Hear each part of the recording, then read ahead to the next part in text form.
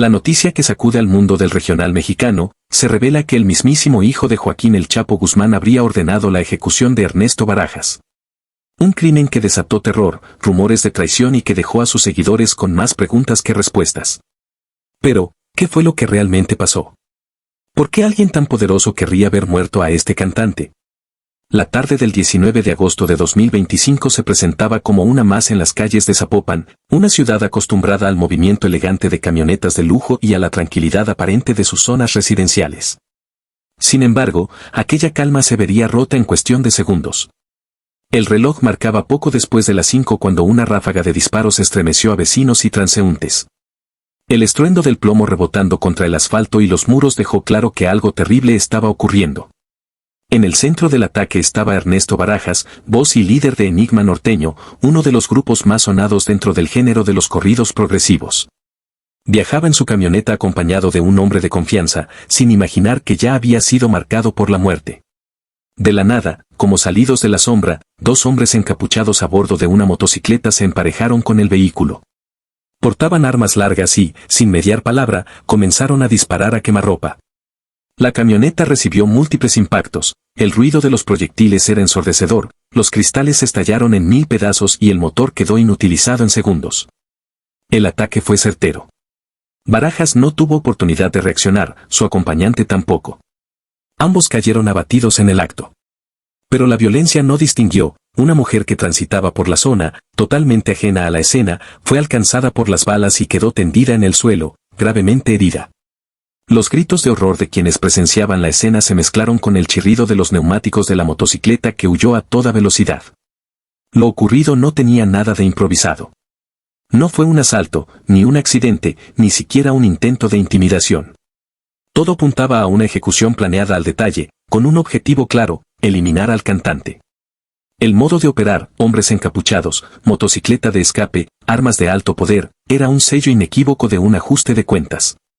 En minutos, la zona se llenó de patrullas, ambulancias y curiosos que no podían creer lo que había pasado. Los cuerpos yacían inmóviles dentro del vehículo blindado que, irónicamente, no fue suficiente para protegerlos de un ataque tan contundente. La noticia corrió como pólvora, Ernesto Barajas había sido asesinado. De inmediato surgieron las preguntas, ¿quién había ordenado esta muerte?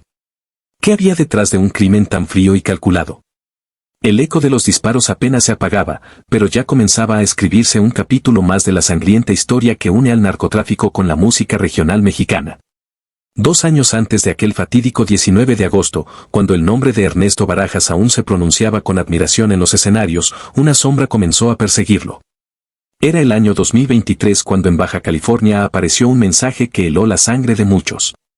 Una manta colgada en un puente peatonal, firmada con las siglas del Cártel Jalisco Nueva Generación, CJNG, advertía de manera brutal y sin rodeos, Enigma Norteño tenía prohibido presentarse en esa región. El texto estaba cargado de violencia simbólica, escrito con la crudeza de quienes no amenazan en vano. El mensaje acusaba al grupo y a su vocalista, Ernesto Barajas, de mantener vínculos con los Arzate, conocidos como Aquiles y La Rana, operadores del cártel de Sinaloa en esa zona fronteriza. Para el CJNG, aquello era una traición imperdonable, en la guerra del narcotráfico, cantar para los rivales puede costar la vida. Barajas, acostumbrado a los aplausos y al brillo de los reflectores, se enfrentó de pronto a una decisión que trascendía lo musical. Cancelar el concierto fue inevitable. No había margen para arriesgar la vida de su grupo ni la suya propia.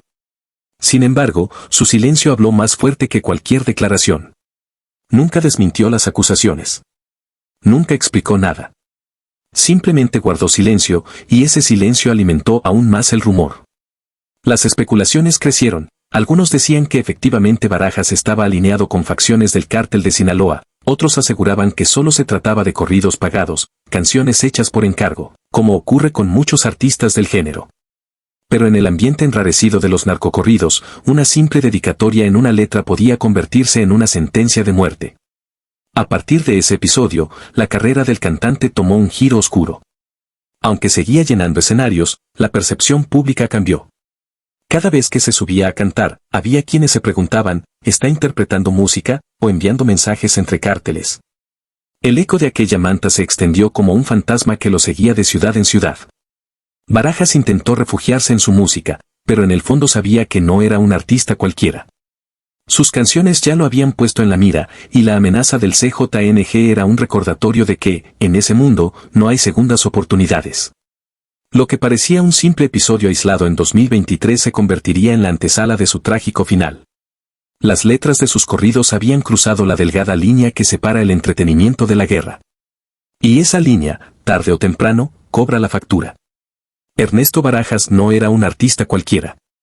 Su estilo, marcado por los narcocorridos progresivos, lo hizo famoso y polémico en un tiempo récord. Desde el escenario, con su voz áspera y sus guitarras estruendosas, relataba historias que parecían sacadas directamente de los pasillos más oscuros del poder criminal en México. A diferencia de otros músicos que se limitaban a narrar aventuras ficticias, Barajas iba más allá. Nombraba personas reales, mencionaba capós, hijos de capós y hasta apodos que circulaban en la prensa y en la calle. Sus canciones eran crónicas disfrazadas de corridos, y en cada verso se escondía una verdad incómoda. Entre sus temas más sonados estaban Van a querer más, El Mencho, un guiño directo al líder del cártel Jalisco Nueva Generación, y Los placeres de Archibaldo, una composición dedicada a Iván Archibaldo Guzmán, hijo del mítico Joaquín El Chapo Guzmán. Eran homenajes musicales que no cualquiera se atrevía a grabar, porque significaban reconocer públicamente a dos bandos en guerra, el CJNG y los Chapitos. Esa osadía convirtió a Barajas en un cantante distinto, pero también en un hombre que vivía al filo de la navaja. Mientras algunos lo aplaudían por atreverse a decir lo que otros callaban, había quienes lo acusaban de doble cara, un día cantaba para los Guzmán, al otro para los Jalisco. Y en un escenario donde la lealtad lo es todo, esa aparente neutralidad se paga caro. La polémica se encendió aún más cuando videos de sus presentaciones comenzaron a circular en redes sociales. En ellos se veía a Ernesto levantando el micrófono al público mientras sonaban nombres que tenían precio en la DEA. Sus seguidores coreaban los corridos con entusiasmo, pero también llamaban la atención de ojos poderosos que no perdonan descuidos. Los rumores decían que, detrás de cada canción, había encargos directos. Que si componía para uno, era porque había recibido dinero, que si mencionaba a otro, era porque estaba en deuda. Nadie sabía a ciencia cierta qué tan cierto era, pero el solo hecho de especular ya lo ponía en la mira. La tensión creció tanto que, en sus últimos meses de vida, muchos notaron un cambio en su comportamiento. Menos apariciones públicas, más cuidado con lo que decía en entrevistas y un aire de preocupación que contrastaba con su imagen de joven rebelde. La pregunta inevitable surgió, ¿lo mataron por lo que cantaba, o por lo que sabía? Quizás sus letras eran solo música, o tal vez escondían información que incomodaba a demasiados. Lo cierto es que, en el mundo de los corridos, no todos los versos son ficción, y Ernesto Barajas lo aprendió demasiado tarde. Días después de su asesinato, comenzaron a circular versiones no oficiales que agitaban aún más el misterio en torno a la muerte de Ernesto Barajas. Una de las más comentadas fue la declaración de la reconocida influencer Kamanek, especializada en filtraciones del mundo del narcotráfico y la música regional. Ella aseguró que el crimen no había sido casual, sino un ajuste de cuentas ejecutado con precisión. Según su versión, Barajas habría abandonado Culiacán para instalarse en Guadalajara tras recibir múltiples advertencias que lo obligaron a dejar su tierra natal. El relato encajaba con otros rumores que comenzaron a multiplicarse en redes sociales y corrillos del medio. Se decía que Ernesto había cruzado una línea invisible que pocos se atrevían a pisar. La acusación era grave, supuestamente habría roto acuerdos con grupos criminales que durante años controlaron quién podía cantar, dónde y para quién. En ese mundo, cualquier falta de lealtad podía pagarse con la vida. Una de las versiones más repetidas lo señalaba de haber dobleteado, es decir, de rendir tributo en sus corridos a organizaciones rivales, una práctica considerada una traición imperdonable. Algunos fanáticos señalaban letras que parecían dedicar honores a capos enfrentados entre sí.